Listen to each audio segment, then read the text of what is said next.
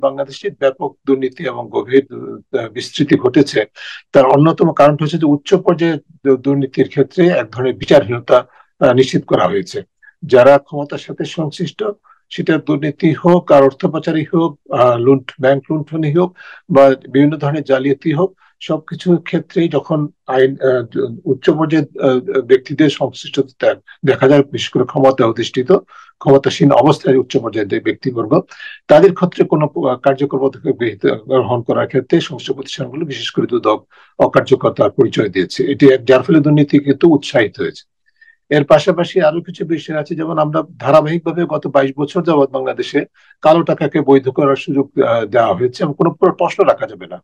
তো এই যে বিষয়টি, এটা এর ফলে বাস্তবে কিন্তু জনগণকে সরকার বলে আসছে ধারাবাহিকভাবে যে তোমরা দুর্নীতি করো, সারা বছর দুর্নীতি করে অবৈধ অর্থ রোজগার করলে আমাদের কাছে আসলে জাতীয় রাজস্ব বোর্ড তোমাদেরকে ক্লিন সার্টিফিকেট দিয়ে দেবে। এর ফলে কিন্তু একদিক থেকে দুর্নীতি উৎসাহিত হয়েছে, যারা দুর্নীতি করেন তাদের তুলনায় যারা স্বচ্ছভাবে অর্থ উপার্জন করেন তাদেরকে নিরুৎসাহিত করা হয়েছে।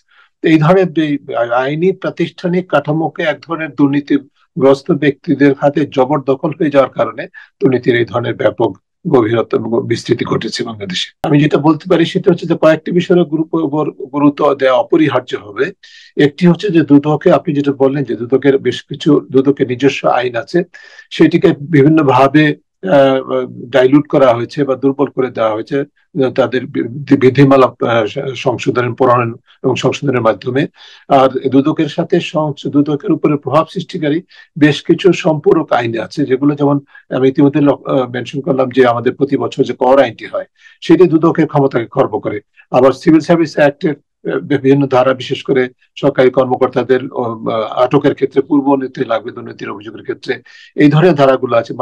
অ্যান্টি মানি লন্ডারিং অ্যাক্টের আইনটি খুব ভালো আইন ছিল, সে কিন্তু সেখানে অনেক দুর্বলতা সৃষ্টি করা হয়েছে, বিশেষ করে দুদকের হাত থেকে তার কর্তৃত্ব কেড়ে নেওয়া হয়েছে মোটামুটি বলতে গেলে বেশ কিছু গুরুত্বপূর্ণ ক্ষেত্র থেকে। এই ধরনের আইনি সংস্কারের বিষয়টাকে প্রাধান্য দিতে হবে। পুরো আইনটিকে এমন ভাবে এবং সংশ্লিষ্ট আইনগুলোকে এমন ভাবে ঢেলে সাজাতে হবে যাতে দুদকের যে স্বাধীন নিরপেক্ষ একটি প্রতিষ্ঠান হওয়ার কথা ছিল, সরকারের প্রভাব মুক্ত, সেটি যেন নিশ্চিত করা সম্ভব হয়। আমরা একই সাথে চেষ্টা করব যে এই প্রতিষ্ঠানটিকে যেন একটি সাংবিধানিক প্রতিষ্ঠান হিসেবে রূপান্তর করা হয়। এটি একটা সংবিধিবদ্ধ প্রতিষ্ঠান হিসেবে এখনো আছে, এটা সাংবিধানিক প্রতিষ্ঠানের দাবি আমাদের সবচেয়ে ছিল। আমি আশা করি যে আমাদের কমিশন থেকে এই বিষয়টিও বিবেচিত হবে।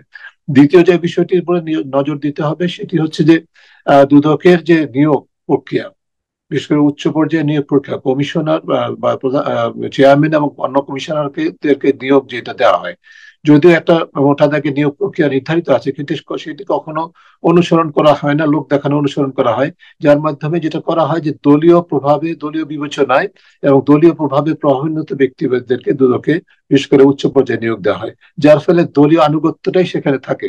এবং যেটা আগে বললাম, যে কারণে যারা ক্ষমতায় থাকেন তাদের বিরুদ্ধে কোনো ব্যবস্থা গ্রহণ করা যায় না, করতে পারেন না তারা, বা তো করার মতো স্বচ্ছতা থাকে না।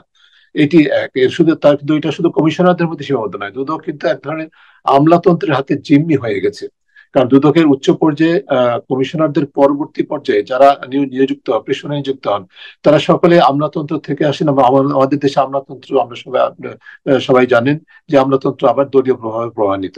তো যার ফলে এখানে ওই একই জিনিসটা হয়ে যায় উচ্চ পর্যায়ে, এবং সেই প্রভাবটা আবার দুদকের মধ্যে থাকে, দুদকের কর্ম পদ্ধতির উপর, কর্ম পরিকল্পনার উপর বা কর্ম পরিচালনার মধ্যেও সেই প্রভাবটি পড়ে। এই বিষয়গুলো দুদকের অভ্যন্তরীণ সংস্কার কিভাবে করা যায় সেগুলো আমাদের বিবেচনায় অবশ্যই নিতে হবে। 2004 সালে প্রতিষ্ঠানটি প্রতিষ্ঠা হওয়ার পর থেকে যেটা দেখেছি সেটা হচ্ছে দুদকে কিছু কিছু কর্মকর্তা আছেন যারা সৎ, যারা তাদের দক্ষতাও আছে কম বেশি, কিন্তু এবং তারা কাজ করতে আগ্রহী সততার সাথে, কিন্তু তাদেরকে কিন্তু এক ধরনের কোণঠাসা করে রাখা হয়।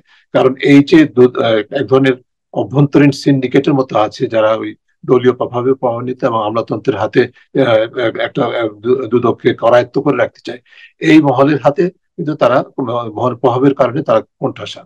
এবং যার ফলে যেটা হয়, যারা এই যে কর্তৃত্ব, যারা দুদকের কর্তৃত্ব যাদের হাতে, তাদের একাংশ বিভিন্ন পর্যায়ের কর্মীরা, কর্মকর্তারা, কর্মচারীরা মানে অনিয়ম, দুর্নীতি এবং ক্ষমতার প্রভাব, এমন দৃষ্টান্ত আছে যে তাদের উপরে অর্পিত যে দায়িত্ব, সেটাকে কারো বিরুদ্ধে দুর্নীতির অনুসন্ধানের দায়িত্বটা যখন অর্পিত হয়, তখন সেটাকে তারা তাদের নিজেদের সম্পদ বিকাশের সুযোগ হিসেবে দেখে, এবং তারা যার বিরুদ্ধে অভিযোগ এবং যিনি অভিযোগ করেছেন তাদেরকে এক ধরনের চিমনি করে তাদের কাছে সাথে যোগসাজশ করে অনিয়ম দুর্নীতিতে জড়িয়ে পড়েন।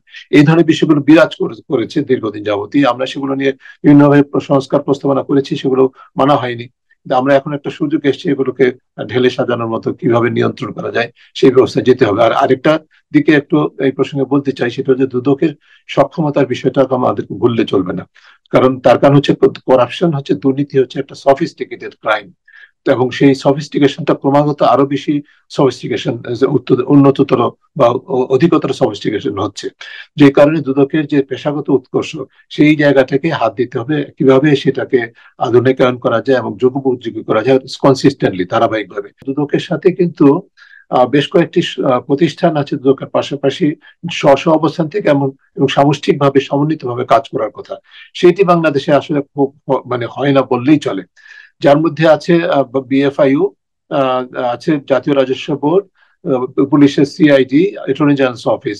এই প্রতিষ্ঠানগুলো তাদের দক্ষতার ঘাটতি আছে, তো সেই প্রতিষ্ঠানগুলো দলীয়করণের প্রভাব প্রভাবান্বিত। আর ওই যে সমন্বিত উদ্যোগ, যেহেতু দলীয় ভাবে প্রভাবান্বিত ক্ষমতায় যারা থাকেন তাদেরকে হাত দেওয়া যাবে না, এই চর্চা সেখানেও কম বেশি বিরাজ করে। সেই কারণে তারা কিন্তু সমন্বিত ভাবে ভূমিকাটা পালন করতে পারে, যে কারণে আমরা অর্থ পাচার সম্পর্কে ব্যাপক উদ্বেগ প্রচারিত হয়, প্রকাশিত হয়, কিন্তু দুদকের পক্ষে তো কোনো ব্যবস্থা গ্রহণ করা হয় না। বলা হয় যে আমরা তথ্য চাই, তথ্য পাই না। এগুলো লোক দেখানোর বিষয়। এখানে কেন এটা হবে সেটা তো আসলে যথাযথ প্রক্রিয়া অনুসরণ করতে ব্যর্থতার পরিচয় দেওয়া আছে।